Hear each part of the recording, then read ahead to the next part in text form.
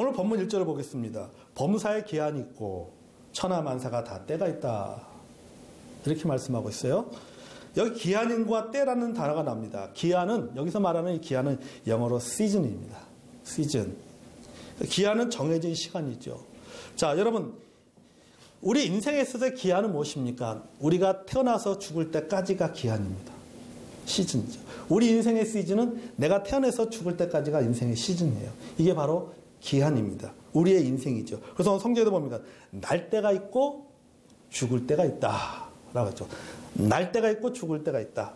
그래서 날 때에서 죽을 때까지 요 기간이 뭡니까? 이게 바로 기한이에요. 시즌이다. 라고 하는 것이죠.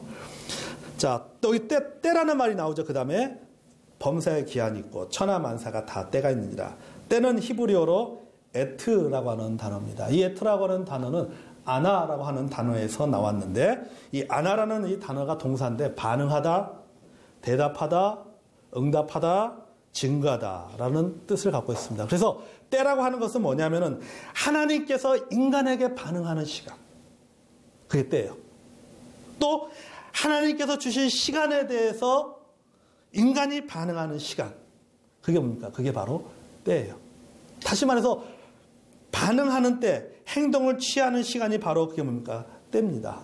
예를 들어서 내가 이 땅에서 태어나서 죽을 때까지 사는 시간을 뭐라요? 그걸 기한이라고 했습니다. 그 기한 동안, 내가 태어나서 죽을 때까지 기한 동안 나에게는 무수히 많은 일들을 경험하며 살게 됩니다. 그 기한 속에서 나에게 구원받은 날이 있습니다. 그게 뭡니까? 때예요. 내가 하나님의 은혜를 경험하는 날이 있습니다. 그게 바로 때입니다. 내가 입사시험을 치른 날이 있습니다. 그게 바로 뭐예요? 때예요. 여러분이 결혼한 날이 있습니다. 그 날이 뭡니까? 결혼한 날이 뭡니까? 때예요. 타임이라고 하는 것이죠. 내가 하나님 앞에 기도했는데 그 기도의 응답을 받은 날이 있습니다. 그 날이 때입니다. 그래서 나에게 특별한 의미가 있는 그 시간이 바로 뭡니까? 때라고 하는 거죠. 그래서 기한은 여기서부터 여기까지고, 여기서 여기까지 내가 살면서 어떤 일들을 경험하는 시간, 어떤 것을 반응하는 시간이 때가 모여서 뭐가 되는 거예요? 기한이 되는 거예요. 그래서 그 뭡니까? 만사의 목적이 천하만사가 다 이룰 때가 있다. 반응해야 될 때가 있다라고 성경은 말하고 있습니다. 자, 여러분, 지혜로운 사람은요, 시기와 때를 잘 분별할 줄 아는 사람입니다. 그리고 그것에 대해서 그것에 맞게 반응할 줄 아는 사람입니다. 그래서 에베소서 5장 15절과 16절 이렇게 말합니다. 그런즉 너희가 어떻게 행할 것을 자세히 주의하여 지혜자 같이 하지 말고 오직 지혜 있는 자 같이 하여 세월을 아끼라. 때가 악하니라. 자, 뭘 말합니까? 지혜로운 사람은 어떤 사람이냐? 지혜로운 사람은 세월을 아낄 줄 아는 사람이다. 이 말은 뭡니까? 지혜로운 사람은 때를 잘 분별할 줄 아는 사람이 지혜로울 때. 일단 지혜로운 사람은 타이밍을 알고 그 타이밍에 맞는 행동을 하는 사람, 그런 사람이 바로 지혜로운 사람이다라고 하는 거죠. 성경이 우리에게 말하는 것이 바로 너에게 주어진 그 때가 언제인지 그 때와 시기를 잘 분별하여 그 때와 시기에 맞게 행동을 하라. 이것이 뭐다? 이것이 지혜로운 자가 세월을 아끼는 방법이다 라고 말하고 있는 것입니다. 저 여러분이 지혜로운 사람이 되기를 원합니다. 아멘. 때에 합당한 말과 때에 합당한 행동을 하는 저 여러분이 되기를 원합니다. 자, 오늘 본문은요, 우리 인생에서 세 가지 때가 있다고 말하고 있습니다. 첫째, 따라해보세요. 평범한 때. 평범한 때가 있어요. 자, 이 평범한 때 우리가 해야 될 일은 뭡니까? 그것은 감사하는 겁니다. 평범한 때는 감사해야 된다는 사실입니다. 여러분, 우리 인생의 대부분은 평범한 때로 이루어졌어요. 특별한 일이 없습니다. 아무리 인기가 있어도 그것도 한때입니다. 대부분의 우리의 인생은 그냥 평범한 날, 그냥 평범한 날로 흘러가는 겁니다. 오늘도 평범하고 내일도 평범하고 모레도 평범하고 그냥 흘러가는 거예요. 아침에 출근해서 일하고 저녁에 퇴근해서 잠자고 그렇게 하루하루를 그렇게 살아갑니다. 내가 행복하게 진짜 오늘 너무 특별한 일이 있었다. 그것도 한때. 기적 같은 일도 한때. 네. 내가 맛있는 거 먹을 때도 한때. 내가 기분 좋음을 느끼는 그날도 한때. 한때예요. 우리 인생의 90% 이상은 평범한 때입니다. 평범하게 살아가고 평범한 일상 가운데 살아가는 것이 우리의 인생입니다. 여러분 그렇잖아요? 특별한 일이 없는 하루, 먹고 일하고 자는 하루가 계속 반복됩니다. 하루하루 살아가는 것이 지겹다 할 정도로 지루하고 또 지겹다고 싶을 정도로 삶에 변화를 주고 싶을 정도로 반복적인 그런 삶을 우리가 살아가고 있습니다. 그런데 여러분 이런 날에 감사하시기를 바랍니다. 아멘. 평범한 날에 우리가 할 수 있는 것은 뭡니까? 감사하는 겁니다. 하나님 나에게 평범함을 주신 것을 감사합니다. 특별한 일 없이 먹을 수 있는 것 감사하고 일할 수 있는 것 감사하고 교회에 올 수 있는 것도 여러분 감사하시기를 바랍니다. 아멘. 여러분 그저 내 주변의 평범한 일, 평범한 것에 대해서 여러분 감사하며 사는 것입니다. 아멘. 여러분 평범한 때 특별한 일이 없는 하루하루 평범한 인생의 때 우리가 가져야 할 태도는 뭡니까? 따라해보세요. 하나님 감사합니다. 아멘. 우리 인생의 첫 번째 평범한 때 우리가 해야 될 것은 뭡니까? 감사하면서 보내는 겁니다. 아멘. 두 번째 평범한 때가 있으면 두 번째 기회의 때가 있습니다. 내 인생에 기회가 올 때가 있습니다. 기회의 때 우리가 해야 될 것은 뭡니까? 도전과 변화를 두려워해서는 안 된다라고 하는 겁니다. 사람은 누구나 일생에 여러 몇 번은 기회의 때가 있습니다. 몇 번은 그 기회의 때가 옵니다. 성경은 이 때를 뭐라고 표현합니까? 때가 찼다. 때가 이르렀다. 이렇게 말씀하십니다. 예수님께서 제자들과 함께 할 때 제자들이 예수님에게 어떤 것들을 요구했습니다. 예수님 이렇게 하십시오. 예수님 지금 이렇게 가야 되지 않습니까? 이런 행동을 해야 되지 않겠습니까? 라고 얘기할 때 예수님께서 하신 말씀 무엇입니까? 때에 대해서 말씀하시잖아요. 아직 내 때가 이르지 아니하였다. 아직 내 때가 되지 않았다. 근데 어떤 때 예수님께서 어떻게 말씀하십니까? 이제 때가 이르렀다. 이렇게 말씀하십니다. 이제 때가 이르렀다. 그러니까 예수님은 때를 잘 아셨어요. 그 때가 언제인지, 그 때에 맞게 내가 어떻게 행동을 해야 되는지 예수님께서는 잘 알고 계셨다는 사실입니다. 자, 예수님께서 이제 내가 때가 이르렀다 했을 때에 예수님께서 말씀하신 그 때는 곧 뭡니까? 하나님의 뜻을 이루는 시간입니다. 아멘. 하나님의 뜻을 이루는 시간이에요. 그리고 그 때가 이르렀을 때 그분은 스스로 로마의 군병들에게 체포당하셨습니다. 그리고 우리의 죄를 짊어지시고 십자가에 달려 죽으심으로 말미암아 우리의 모든 죄를 다 사하여 주시고 구원받을 수 있는 길을 열어주셨다는 사실입니다. 뭘 이룬 겁니까? 하나님의 뜻을 이룬 겁니다. 하나님께서 내 인생에 기회를 주실 때에 그 기회는 무엇입니까? 그것은 하나님의 뜻을 보여주는 시간이에요. 하나님의 뜻을 보여주는 시간입니다. 그 하나님의 뜻에 내가 반응하지 않는다면 그 기회는 가는 겁니다. 그 하나님의 뜻은 다른 곳으로 넘어가는 겁니다. 성도 여러분, 우리에게도 때가 있습니다. 하나님께서 내게 보여주시는, 하나님께서 우리 교회에게 보여주시는 하나님의 뜻이 있어요.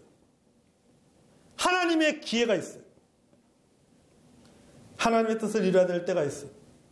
농부가 목비가 내리는 때에 일하지 않고 가만히 있으면은 그의 농사가 망치는 것처럼 하나님께서 우리에게 때를 주셨대 우리가 그 기회에 맞는 행동을 해야 될 줄로 믿습니다. 아멘. 역사상 가장 큰 불행한 일 중에 하나가 1217년에 일어났습니다. 1217년에 니코폴로와 마테오 폴로라 이 두 사람이 당대 중국과 인도 그리고 모든 동방나라를 지배했던 몽골의 황제 쿠발라이 칸을 만나게 되었습니다. 쿠발라이 칸을 만나게 됐는데 이 쿠발라이 칸이 누구냐면은 바로 징기스칸의 손자입니다.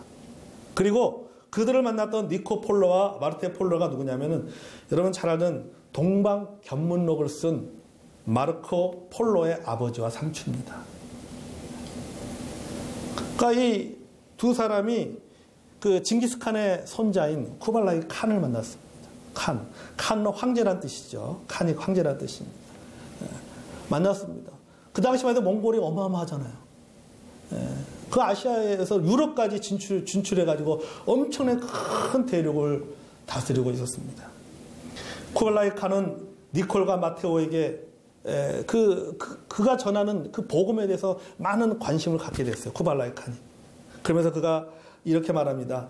당신들의 나라로 돌아가서 당신들의 종교 지도자들에게 말해서 당신들의 종교에 정통한 100명의 사람들을 우리에게 좀 보내주십시오. 만약에 100명의 사람들을 우리에게 보내주신다면 그러면 우리가 그들을 통해서 침례를 받겠습니다. 그뿐만 아니라 내가 침례를 받을 뿐만 아니라 나의 모든 신하와 용사들 그리고 그들의 부하까지도 함께 침례를 받을 것입니다. 그렇게 되면 당신들이 사는 곳보다 이곳 우리가 사는 이 몽골이라고 하는 지역에 이 아시아라고 하는 지역에 더 많은 그리스도인들이 생기게 될 것입니다. 이 얘기를 듣고 니콜 폴로와 마르테 폴로가 돌아갔어요. 하지만 그 후로 30년의 세월이 흐르고 난 다음에 두세 명의 선교사가 몽골에 오게 되었어요. 여러분 너무나 적은 숫자였습니다. 이미 때는 지나가 버렸어요. 때를 놓쳐버린 거예요. 여러분 만약에 그 13세기에 만약에 100명의 선교사가 이 쿠발라이 칸이 요청했던 것처럼 100명의 선교사가 몽골 땅에 들어왔다면 아마 지금 중국은 완전히 복음화되었을 겁니다. 완전히. 뭘 놓친 거예요? 기회를 놓쳐버린 겁니다. 그때를 놓쳐버린 거예요. 그들의 기회를 놓쳤고 하나님의 뜻은 좌절되었다라고 하는 것입니다. 여러분 하나님께서 우리 인생에 기회를 때를 주십니다. 우리는 그 기회 때를 잡고 그 기회에 맞는 행동을 해야 될 줄로 믿습니다. 아멘. 오늘 본문의 말씀에도 그랬잖아요. 헐 때는 뭡니까? 헐어야 되는 거예요. 헐 때는 헐어야 되는 거예요. 세울 때는 세워야 되는 겁니다. 돌을 던져버릴 때는 던져버려야 되는 겁니다. 돌을 거둘 때는 돌을 거둬야 되는 것입니다. 지킬 때는 지켜야 되고 버릴 때는 버릴 줄 알아야 되는 것입니다. 근데 지켜야 할 때는 버리고 버려야 될 때는 지킨다고 한다면 그것에 집착한다면 결국 뭡니까? 기회의 때를 놓쳐버리는 겁니다. 기회 놓쳐버리는 겁니다. 그럼 바닥가지는 성장하기 위해서는요 때때로 껍질을 벗어버려야 된다고 합니다. 바닥가지에게서 이 껍질은 무슨 역할을 합니까? 외부로부터의 그런 상처에 자신을 보호해주는 역할을 하는 것이 바로 껍질입니다. 그런데 가재는 자기 외부의 상처로부터 자기를 보호해주는 이 껍질을 자신이 성장할 때마다 그 옛 껍질을 포기해야 되는 거예요. 버려야 되는 거예요. 그 껍질을 버리고 그동안 자기를 지켜줬던 껍질을 버리고 새로운 껍질을 입어야지만이 성장해가는 거예요. 그런데 만약 그 옛날의 껍질을 포기하지 않는다면 이 껍질은 곧 가재의 감옥이 되고 가재의 관이 된다라고 합니다. 자기를 보호했던 그 껍질이 결국은 뭐가 된 거예요? 감옥이 되는 거예요. 결국 그 껍질 속에서 더 이상 성장하지 못하고 죽어버리는 결과를 가져오게 된다라고 하는 것입니다. 여러분, 우리는 가재와 다르지 않습니다. 우리는 변화하기 원하고 성장하기를 원합니다. 그래서 우리는 때때로 그동안 의지해온 우리의 껍질을 벗어버려야 됩니다. 우리가 하나님의 뜻을 이루기 위해서는 주님께서 우리에게 따라오라고 명령하실 때, 주님이 나에게 따라오라고 명령하셨을 때 우리는 기꺼이 위험을 감수하고 대가를 지불하면서 우리가는 그 주님의 뒤를 따라가야 될 줄로 믿습니다. 아멘. 주님께서 우리에게 기회를 주실 때 성장을 위해서 하나님의 뜻을 이루기 위해서 우리에게 무엇인가 행동하라고 요구하실 때 과감하게 그 껍질을 벗어버리고 대가를 지불해야 될 줄로 믿습니다. 가재처럼 새 껍질은 좋아하면서 새 껍질을 얻기까지 과정을 싫어하는 이중적인 모습으로는 결코 하나님께 주신 기회대로 우리는 잡을 수가 없는 거예요. 우리가 교회 성장을 이야기합니다. 교회 성장하길 원합니다. 하지만 우리는 교회의 성장을 원하지만 교회 성장을 위한 그러한 변화는 우리는 거부합니다. 상당히 이중적인 모습이죠. 우리가 하나님 앞에 참으로 쓰임받는 사람이 되기 원합니다. 하나님 말씀에 순종하기 원합니다. 내가 하나님 그리스도를 더 닮아가기 원하는 마음을 갖고 있습니다.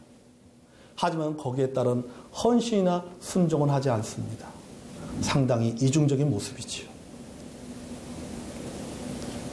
하나님께서 우리에게 기회를 주실 때에 대가를 주저하지 않고 여러분 그 하나님의 기회의 때를 잡는 저와 여러분이 되기를 원합니다. 아멘.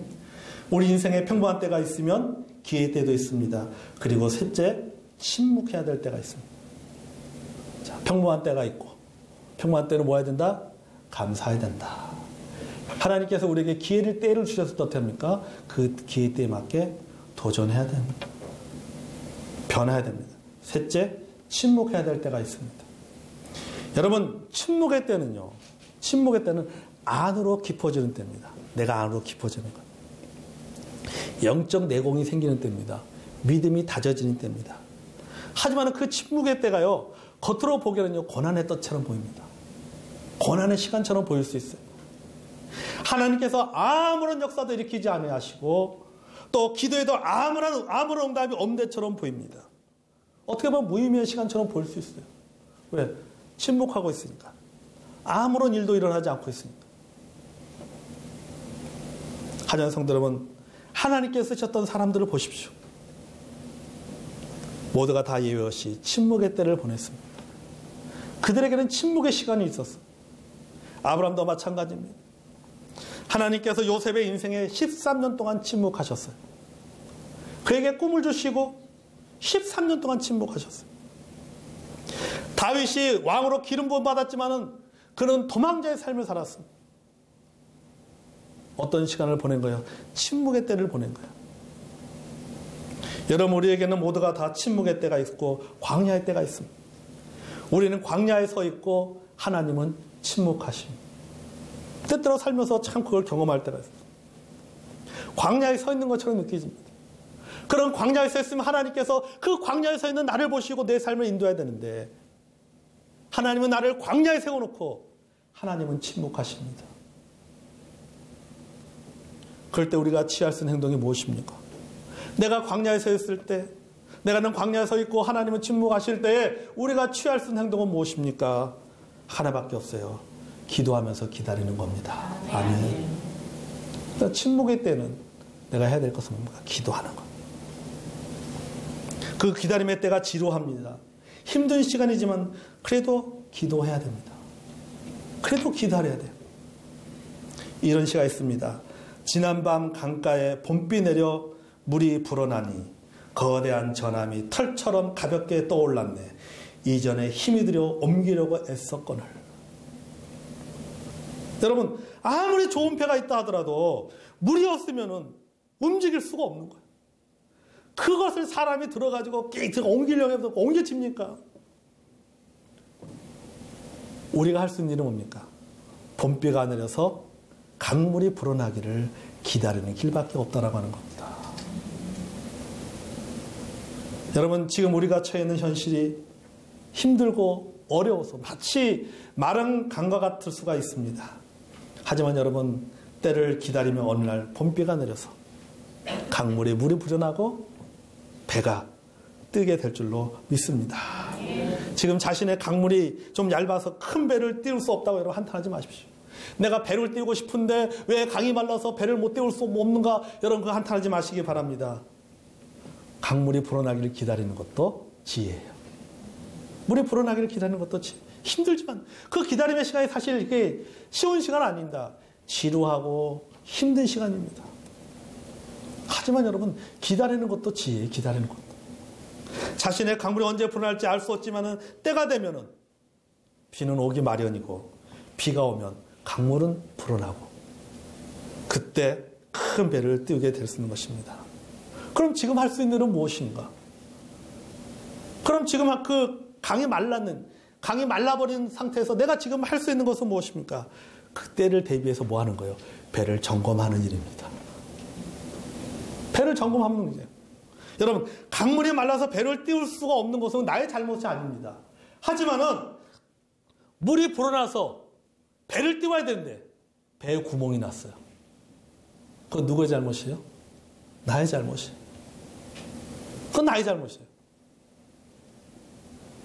배를 띄울 수 있는 기회가 왔음에도 불구하고 내가 그 배를 점검하지 못해서 구멍을 내버렸다고 하면은 그거는 비를 내려주신 하나님의 잘못이 아니라 나의 잘못이죠. 여러분, 침묵했다라고 절망하지 마시기를 바랍니다. 아멘. 원망하지 마십시오. 하나님의 때를 기다리시기를 바랍니다. 아멘. 물론 여러분, 우리 기다림의 시간이 결코 쉬운 일이 아닙니다. 하나님의 침묵에 대한 기다림은 고통입니다. 그렇다고 해서 여러분, 우리가 할 수 있는 일이 아무도 없잖아요. 그렇다고 뭐 다른 일을 할 수 있는 게 없잖아요. 그저 아무것도 없습니다. 할 수 있는 일이라고는 소망을 가지고 기도하는 길밖에 없다는 사실입니다. 아멘. 그리고 그 과정을 통해서 우리는 성숙되어지고 준비되어야 될 줄로 믿습니다. 기담이라는 책에요, 이런 글이 있어요. 계란은 부화를 통해 병아리가 된다. 부화한다는 것은 발육에 필요한 조건을 조성한다는 뜻이다. 그 조건이 무엇인지를 궁금했다. 그때 퍼뜩 깨달았다. 어둠이었다. 모든 생물은 어둠 속에서 부화한다. 비로소 나는 내가 처한 어둠이 거룩한 어둠임을 알았다. 나는 뭔가 새로운 것을 부화하고 있었다. 새 생명이 자라 출현할 때마다 그 과정에 어둠이 꼭 필요하다. 그전에 여러분, 계란 속에 있는 그 병아리가 부화하기 위해서는 어떻습니까? 어둠이 있어야 돼요. 근데 그 어둠은 어떻습니까? 그것은 부화하기 위한 거룩한 어둠입니다. 여러분, 우리의 인생에 있어서 침묵의 때를 내가 지금 보내고 있다면 그 시간은 어둠의 때입니다. 하지만 여러분, 그 어둠 속에서 뭐가 자라고 있는 거예요? 생명이 자라고 있는 겁니다. 생명이 자라고 있는 거예요. 그리고 그 시간이 되면 그건 다시 그 생명이 탄생하게 됩니다. 여러분, 우리 인생에서 침묵의 때, 여러분, 그 침묵의 때를 통해서 우리가 어떻게 되냐면 성숙되어지는 거. 성숙되어. 여러분 보십시오. 여러분, 언제 우리가 우리 자신을 돌아보게 됩니까? 바쁘게 살 때는요, 자기 자신을 돌아보지 않아요. 착각하고 살아요. 그러다가 언제 자기의 모습을 제대로 보게 됩니까? 혼자 있을 때. 혼자 있을 때 자기 모습을, 침묵하고 있을 때, 내가 누군가를 만나서, 사람을 만나서 이야기를 하고 내가 어떤 일들 할 때는 자꾸 뭡니까? 말이 어떨까? 내 입에서 그 말이 밖으로 나갑니다. 상대에게 말합니다. 상대를 향해서 하는 말이 됩니다. 근데 나 혼자 있을 때는 그 말이 누구한테 하는 말이 되는 것 같아요? 자기에게 하는 말이 되는 거예요. 자기에게 말을 합니다. 자기에게 말을 하면서 뭘 보는 거예요? 자기를 보게 되는 거예요. 자기를 돌아보게 되는 거예요. 자기에게 질문합니다. 바쁠 때는 사람에게 질문하는데 혼자 있을 때는 자기에게 질문합니다. 그 질문을 통해서 내 자신이 어떻게 되는 거예요? 성숙되어지는 겁니다. 아멘. 그러니까 침묵때라고 하는 것이, 어둠의 때라고 하는 것이 결코 나쁜 것은 아니다라고 하는 겁니다. 성숙되어지는 때입니다. 말씀의 결론을 맺습니다. 사실 여러분, 오늘 제가 설교의 제목을 3가지 때라고 했습니다. 근데 이걸 사실 제목을 제가 다르게 한번 표현해봤어요. 사자성어를 이렇게 표현해봤습니다. 지구기일이다. 지구기일. 이거 운칠기삼이라고 하는 그 사자성어를 제가 바꿔놓은 거예요. 지구기일. 운칠기삼이 뭡니까? 운 70%, 네. 그 다음에 노력 30%. 그게 운칠기삼이에요. 지구기일이 뭔지, 무슨 뜻이냐면요, 어떤 큰일을 할 때 뜻이 90%고 자기 실력이 10%다는 뜻입니다. 이걸 성경적으로 표현하면 제가 이렇게 표현하세요. 여기서 말하는 뜻은 하나님 주신 때를 말하는 거예요. 우리가 아무리 준비가 되어도 하나님의 때가 있다는 겁니다. 하나님의 때를 주셔야 돼요. 왜 전도서 말씀, 여러분, 그 말씀은 얼마나 잘 알고 있습니까? 여러분, 우리 전도서 말씀 우리 한글 좀 볼까요? 여러분, 우리 사업하는 분들 꼭 이 말씀 기억하십시오. 전도서 9장